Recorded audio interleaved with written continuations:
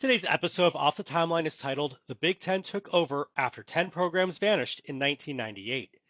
The Big Ten took over college football in the 2000s, not by winning every title, not by building a dynasty, but by absorbing chaos better than the SEC. And in this alternate history, it starts in 1998 when 10 programs vanish overnight. Among those, USC, Florida State, Tennessee, Michigan State, Iowa, Syracuse, Tulane, Ohio, Arizona, and East Carolina gone. That means no Tennessee 1998 title, no Florida State BCS anchor, no USC West Coast Empire. And within 7 years, Notre Dame joins the Big Ten. By 2012, the playoff arrives early.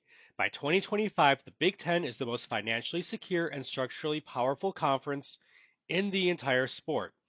Let me show you how this happens in this history. Before we go any further, let's define what took over means. This doesn't mean the most titles, it doesn't mean the most Heismans, it means structural leverage for revenue positioning, playoff access, conference stability, and institutional gravity. In this alternate history, that's Big Ten territory by 2012, and it starts with what the SEC loses in 1998. And that sets the table for the SEC losing its launch moment. In real life, Tennessee wins it all in 1998, helping cement early BCS era SEC inevitability. In this timeline, Tennessee, Florida State, and USC don't exist. The SEC still rises, but without that early myth-making moment. Now you may be thinking to yourself that the SEC recruiting geography alone would still create dominance. You're right. The SEC still becomes strong, but it's not inevitable.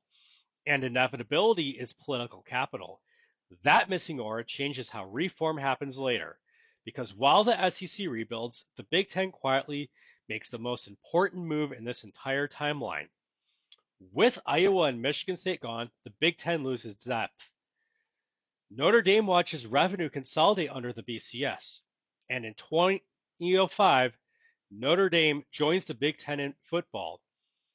And in this alternate history, it's not because they want to, but because independence is becoming expensive. That move restores Big Ten depth, locks in Midwest recruiting, expands national TV leverage, stabilizes the Rose Bowl relationship. This is the takeover moment. Not loud, but strategic. And oh, by the way, during this window, they also happen to hire Nick Saban as head coach. And in this timeline, Saban modernizes Notre Dame, wins once, clashes, and leaves for the NFL. He never built Alabama. His impact here is not tied to staying at Notre Dame for several years. It's about his role in institutional modernization. While he's there, facilities improve, recruiting nationalizes, and conference membership secures revenue scale. This is infrastructure that the Big Ten holds on to even after he's gone. And that sets the table for the SEC rising but not monopolizing. Now, you may be thinking to yourself that without Alabama, another SEC program just replaces them. Exactly. Florida wins, LSU wins, as does Georgia. The SEC still becomes the best league, but without a single dynasty monopolizing the playoff, power distributes. And that creates something new, playoff pressure. And that sets the table for the playoff coming early. And you may be thinking to yourself that reform would slow down without SEC dominance. Instead, it accelerates. In this alternate history in the early years, Miami, Notre Dame, Florida, Texas, and LSU all, are all major winners. Multiple conferences demand access. The 14 playoff arrives in 2012 instead of 2014. And in this alternate history, when revenue centralizes, the Big Ten is positioned perfectly. They have the largest alumni bases, Notre Dame on the inside, Ohio State strong, and Michigan stable. That's structural takeover. And that sets the table to the Pac-12 surviving. And you may be thinking to yourself that without USC, the Pac-12 collapses sooner. Instead, it avoids overextension. Just like in our universe, in this alternate history, they still add Colorado, they still add Utah, but instead they build around Oregon and Washington. You see no desperate mega expansion, no 2023 implosion, and a leaner structure that's much more sustainable long term. This strengthens the Big Ten indirectly because no Western chaos forces reactive expansion.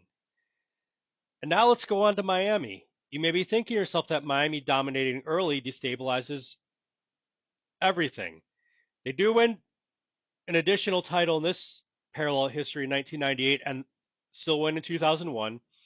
But then volatility returns to Miami. Sanctions, turnover, instability. The ACC survives in this universe because it moves early to grab Miami and not because Miami became immortal. Structure beats flash. So by 2025, who controls the sport? The SEC is strong, distributed, and competitive. The Big Ten, however, is the most financially stable and the most structurally secure, with Notre Dame integrated, Ohio State elite, and Michigan relevant. ACC is stable. The Big 12 is alive. The Pac 12 is still intact. You have no Alabama monopoly, no USC empire, no SEC ineffability aura. Instead, the Big Ten becomes the safest place to build power long term. And in college football, safety is dominance. This and in this alternate history, there's a lot of elements that come in this universe. One is it doesn't rely on one coach. The SEC still has its recruiting advantages. Uh, the conference expansion stays realistic.